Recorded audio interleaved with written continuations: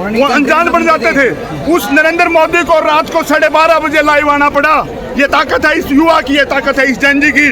और आज मैं अगर ये विश्वास से कह दूं, बात ये शिक्षा की, बात ये स्वास्थ्य की, बात ये रोजगार की थी, के घोड़े भगाए गए, हम एक ही बात कहेंगे, बात ये शिक्षा की, बात ये स्वास्थ्य की, बात ये रोजगार की थी। परंतु इनको, इन मोड़ों को बदलने की कोशिश की सरकार ने, हर तरीका फेल कर दिया, क्योंकि ये नए नए तरीके के लोग हैं, ये मॉडर्न जमाने के लोग हैं, ये आपके उन जातिवाद धर्मवाद के उस नारों में फंसने वाले लोग नहीं।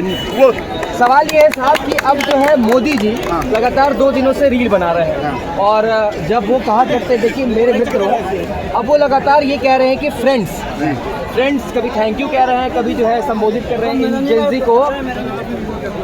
क्या कहना चाहेंगे? प्रधानमंत्री मन की बात छोड़कर रील्स पर, इंस्टाग्राम पर शिफ्ट होते हैं। आप किन नरेंद्र मोदी की बात करते हो? वही ना जो किसी मुद्दे पे बोलते ही नहीं थे, वही नरेंद्र मोदी ना जो कोई ट्वीट ही नहीं करते थे, वो अनजान बन जाते थे। उस नरेंद्र मोदी को रात को 12:30 बजे लाइव आना पड़ा। ये ताकत है इस युवा की, ये ताकत है इस जनजी की। और आज मैं अगर ये विश्वास से कह दूं, गोड्डे टिकवा दिया उस नरेंद्र मोदी के इस जनजी ने, और आगे एक डर पैदा कर दिया, क्योंकि ये जनजी भले ही आज 18, 19, 17 साल का है, पर जब नया चुनाव होगा इस जनजी की वोट होगी। ये अकेला जनजी नहीं है, ये अपने परिवार को, अपने फैमिली को मैनिपुलेट करना जानता है, अपने मुद्दों की बात अपनी माता पिता को बताएगा कि वो सरकार है जिस सरकार ने हमें लाठियां मारी हैं, ये वो सरकार है जिस सरकार ने हमें आंसू गैस के गोले मंगाए, ये वो सरकार है जो हमें आतंकवादी कहती थी। क्या उस जनजी का परिवार, क्या वो जनजी 10 वोटों को मैनिपुलेट नहीं करेगा? लोकतंत्र में सिरों की गिनती सबसे बड़ी होती है।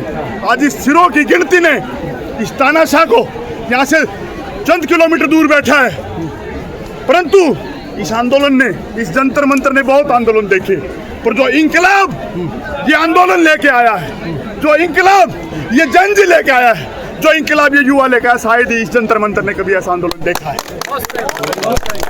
अगर सरकार को ये करना ही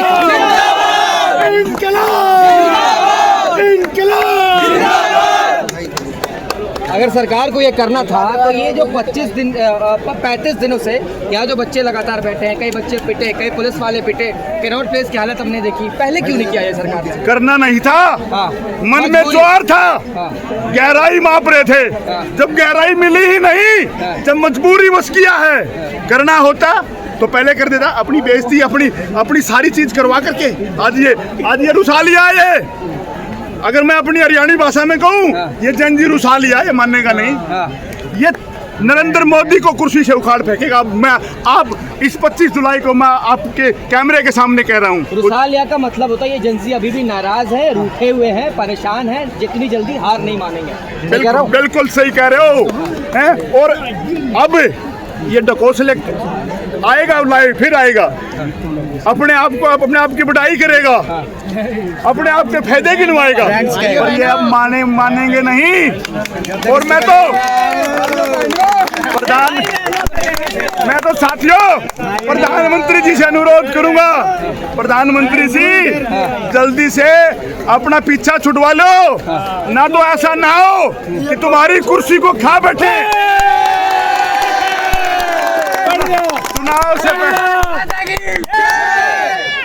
चुनाव से पहले नरेंद्र मोदी जी से ये कहना चाहूंगा, चुनाव से पहले कभी शाम को लाइव आइएगा, लाइव आके ये कह दीजिएगा, भाई और बहनों